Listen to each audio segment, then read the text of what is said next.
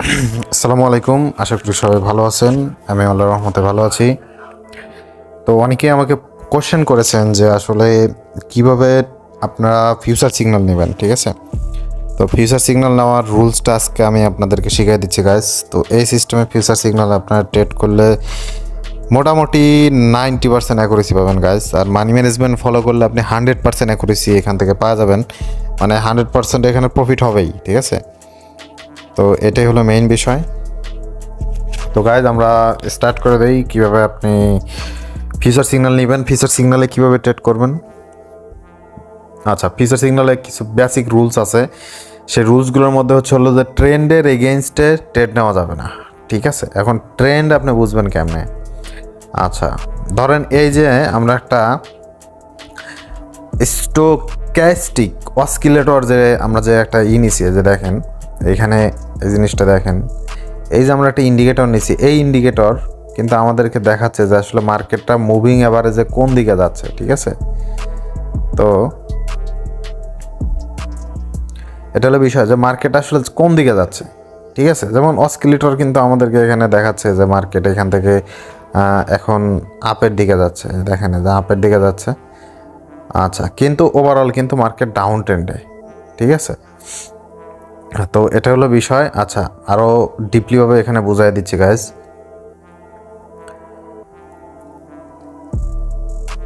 আচ্ছা, আমরা জেনারেলি একটা ট্রেড নেওয়ার আগে দেখো যে মার্কেটটা আসলে কোন দিকে যায়, ঠিক আছে? মার্কেট যদি ডাউনের দিকে যায় তাহলে সেটা হচ্ছে ডাউন ট্রেন্ড, আর মার্কেট যদি আপের দিকে যায় সেটা হচ্ছে আপ ট্রেন্ড, ঠিক আছে?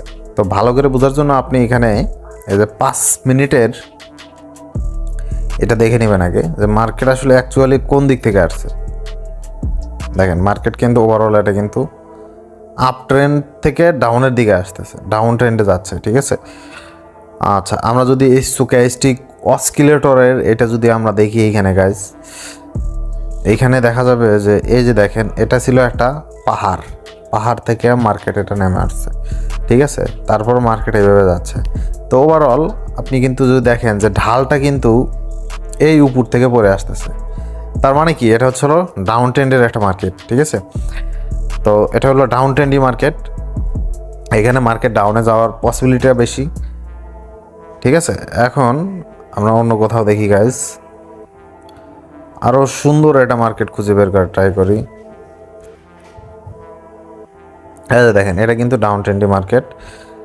এই আমাদের যে দেখেন এইরকমভাবে বলিঞ্জার ব্র্যান্ডটা আপনি সেট আপ করে নেবেন। বলিঞ্জার ব্র্যান্ড মনে করেন যে এখানে এই সিস্টেমে দেওয়া আছে, আপনি জাস্ট এই সিস্টেমে আপনি এখানে সেটিং করে নেবেন। বলিঞ্জার ব্র্যান্ড 14-2 এই দুইটা সেট করে নেবেন। আর জিগজ্যাগে কোনো সেটিং দরকার নাই, জিগজ্যাগ জাস্ট যেটা আছে সেটাই দিয়ে দেবেন। আর আরএসআইয়ের যে ব্যাপারটা, আরএসআই এই যে দেখেন এখানে যে সিস্টেম বলা আছে এইভাবে দিবেন, আর যে স্টোক্যাস্টিক দেওয়া আছে এই পয়েন্টগুলো বসায় দেবেন, ঠিক আছে? জাস্ট এটাই। আচ্ছা, এই বলিঞ্জার ব্র্যান্ডের কিন্তু এই দেখেন এই যে মাঝখানে যে নীলটা দেখতে পাচ্ছেন, এই নীলটা কিন্তু আপনাকে ইন্ডিকেট করে আসলে মার্কেটটা কোন দিকে যাচ্ছে। এই যে দেখেন এই যে নীলটা, এই নীলটা কিন্তু পর্যায়ক্রমে ডাউনে চলে আসছে, ঠিক আছে? তো ডাউনে আসার কারণে এটা বোঝাই যাচ্ছে যে এটা ডাউন ট্রেন্ডে মার্কেট, ঠিক আছে? তো ডাউন ট্রেন্ডে কখনো আপে ট্রেড নেবেন না, ঠিক আছে? আপে ট্রেড নেওয়া যাবে না, ঠিক আছে গাইজ? আপে ট্রেড নেওয়া যাবে না, ডাউন ট্রেন্ডে কখনো আপে ট্রেড নেওয়া যাবে না, ওকে? আর আপ ডাউন ট্রেন্ডে যদি ডাউনে ট্রেড থাকে সিগনাল, তো তখন কিন্তু আপনি ডাউনে নিতে পারেন, কোনো সমস্যা নেই। বাট ডাউন ট্রেন্ডে যাচ্ছে মার্কেট, আপনার স্রোতের বিপরীতে দৌড়ালে কিন্তু আপনার জন্য কষ্টকর হবে। সেখানে মানে সাঁতার কাটাটাও কিন্তু আপনার জন্য কষ্টকর হবে, ঠিক আছে? যখন স্রোতের বিপরীতে দৌড়াবে সাঁতার কাটবেন তখন কিন্তু আপনার কিন্তু ওই সমস্যাটা হবে, ঠিক আছে? তো তখন আপনি কিন্তু স্রোতের বিপরীতে সাঁতার কাটা যাবে না, আপনি ফেইলিয়ার হওয়ার চান্স বেশি।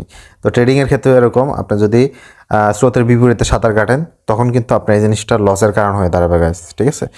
তো এটা হলো প্রথম কারণ। আর দ্বিতীয় কারণ হলো যে এই যে দেখেন মার্কেট যে হিজিবিজি মার্কেট,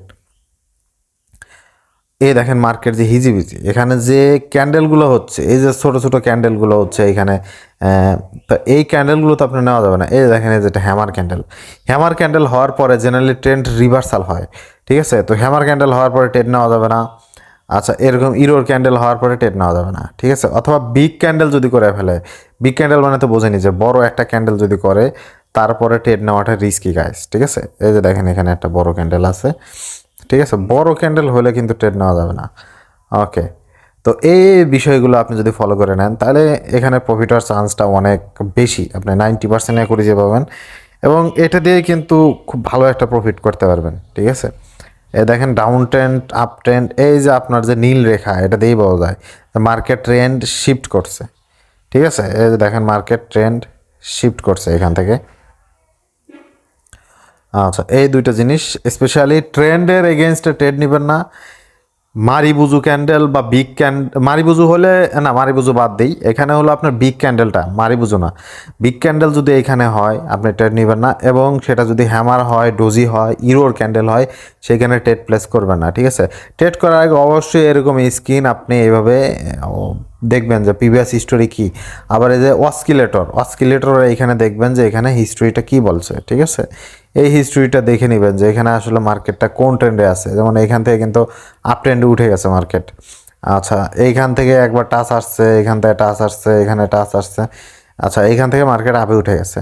তো মাঝামাঝি পর্যায়ে যখন ট্রেড হবে তখন সেই জিনিসটা একটু অ্যাভয়েড করার ট্রাই করবেন এবং হিসাব নিকাশ করে নেবেন যে আসলে আমি যে ট্রেডটা প্লেস করব ওই প্লেসটা আসলে লজিকটা কী।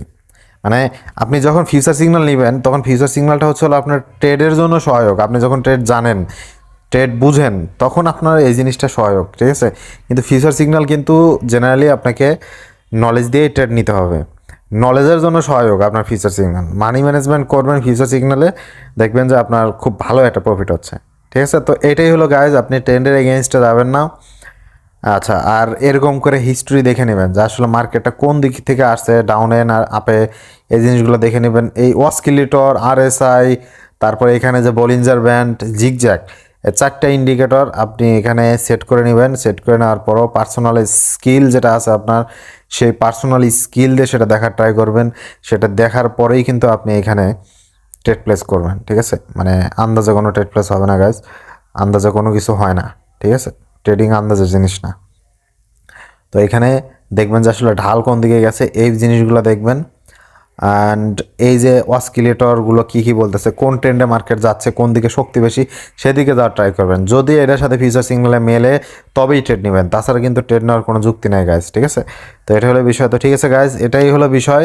তো এই জিনিসটা যদি আপনি ফলো করেন ইনশাল্লাহ কোনো প্যারা নাই, আপনার প্রফিট হবে 100-100। তো এটা নিয়ে কোনো ঝামেলা নেই। আর এটা করার আগে অবশ্যই একটু ডেমোতে ট্রাই করে দেখবেন, কারণ ডেমোতে প্র্যাকটিস যদি আপনি না করেন আপনি ট্রেডারই না। ঠিক আছে, আপনি যদি ট্রেডার হতে চান আপনাকে ডেমো প্র্যাকটিস করতেই হবে। Practice makes a man perfect, without practice you can not do any success. ঠিক আছে, প্র্যাকটিস ছাড়া আপনি কখনো কোনো কিছুতেই সাকসেস হবেন না, এবং লেগে থাকতে হবে গাইজ। আর একটা জিনিস হলো, আপনাকে ট্রেডিং জিনিসটাকে প্রফেশন হিসেবে নিতে হবে, এখানে ধৈর্য ধারণ করতে হবে। 1 মাস টিকা থাকেন, দেখেন আপনার ব্যালেন্স কী পর্যায়ে চলে যায়। এখন আমরা কিন্তু 360 থেকে অলরেডি কয়েকটা মেম্বার কিন্তু আমরা অলরেডি 1 মাস কিন্তু আমরা টিকে রাখছি গাইজ। ঠিক আছে, তো 1 মাস যারা টিকে থাকছে তাদের একটা ভালো রেজাল্ট আসছে। তো এইভাবে আপনাকে কন্টিনিউ করে যেতে হবে। 1 মাস টিকে থাকেন, থাকলেই কিন্তু একটা ভালো রেজাল্ট আসবে গাইজ। ঠিক আছে, এটা কোনো ব্যাপার না। তো ঠিক আছে গাইজ, সবাই ভালো থাকবেন। নেক্সট আরও ভিডিও আসতেছে, ট্রেডিং রিলেটেড আরও অনেক ভিডিও পাবেন ইনশাল্লাহ। তো সবাই যারা অ্যাক্টিভ আছেন ইনশাল্লাহ চ্যানেলটা সাবস্ক্রাইব করে দিন। তো ঠিক আছে গাইজ, সবাই ভালো থাকবেন। আজকের মতো এখানে, আল্লাহ হাফেজ।